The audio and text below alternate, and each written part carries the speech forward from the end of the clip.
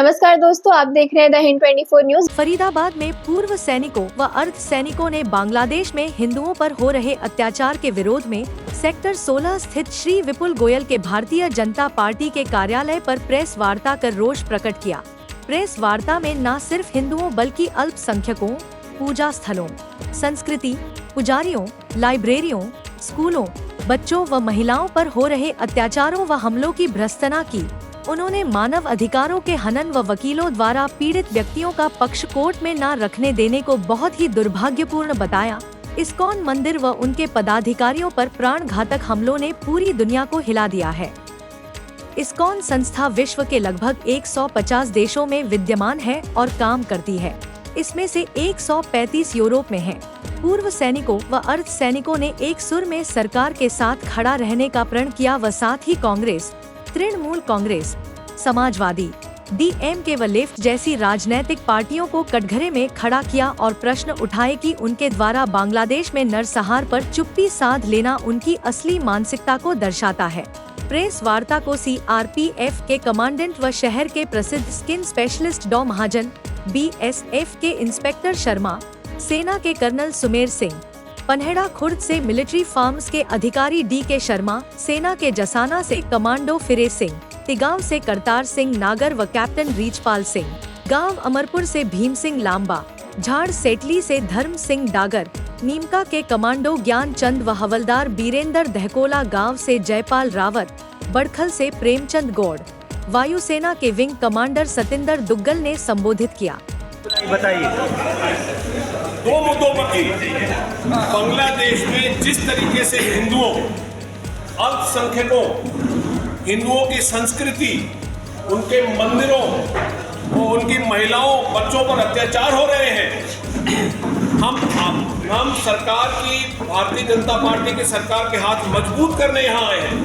जिस तरीके से इस्कॉन मंदिर को बर्बाद किया गया, जिस तरीके से उसे बदनाम किया गया, वो 135 देशों में काम कर रहा है, फूड बांट रहा है और मंदिर वहां पर हैं। तो क्या बांग्लादेश में ही खराब हो गया, बाकी जगह सब जगह ठीक है? तो एक तो ये मुद्दा था।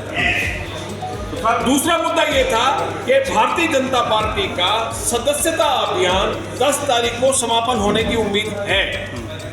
हम सभी साथी यहाँ पर जो लोग रह गए हैं, पूर्व सैनिक हैं, अर्ध सैनिक हैं, उनके परिवार हैं, बहुत बड़ी संख्या, बहुत बड़ी तादाद है लोगों की, उनको और जोड़ेंगे। जो कमी पेशी रह गई उसे हम पूरा करेंगे।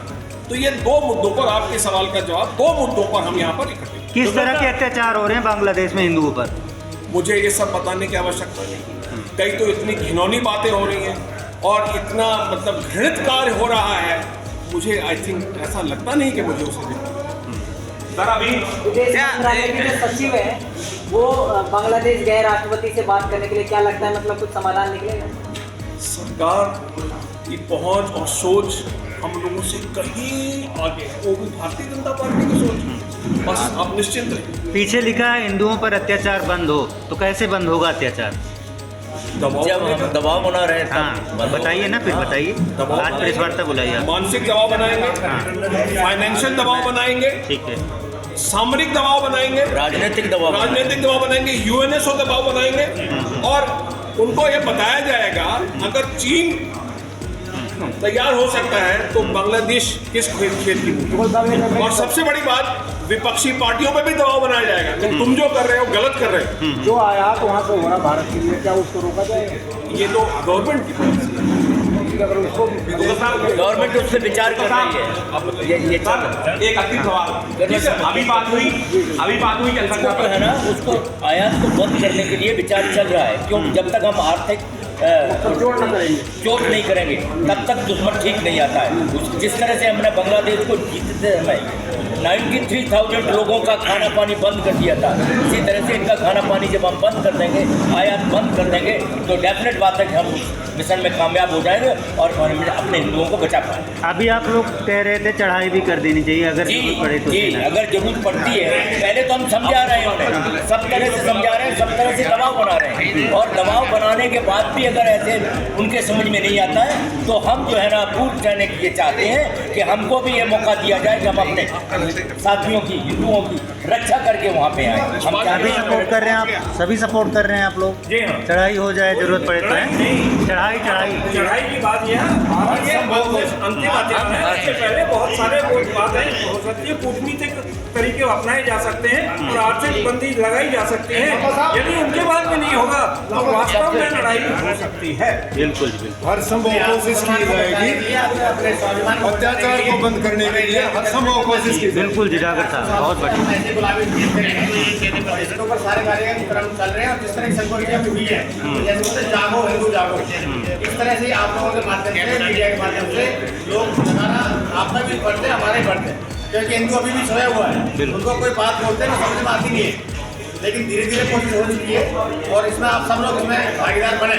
अभी आप लोगों से भी लोग अभी भारतवर्ष में ही नहीं, विदेश में भी जहां हमारे हिंदू भाई रह रहे हैं, उनकी भी आवाज़ हमारे साथ मिलके आगे बढ़ रही है और वो लोग भी जो है ना इसी तरह से अपनी आवाज़ को बुलंद कर रहे हैं और हम उम्मीद करते हैं कि उनकी आवाज़ और हमारी आवाज़ मिलके हम बांग्लादेश में अपने भाइयों की रक्षा कर सकते हैं। उत्तर प्रदेश के मुख्यमंत्री ने जहाँ तक बात कही है कि बांग्लादेश का और संभल का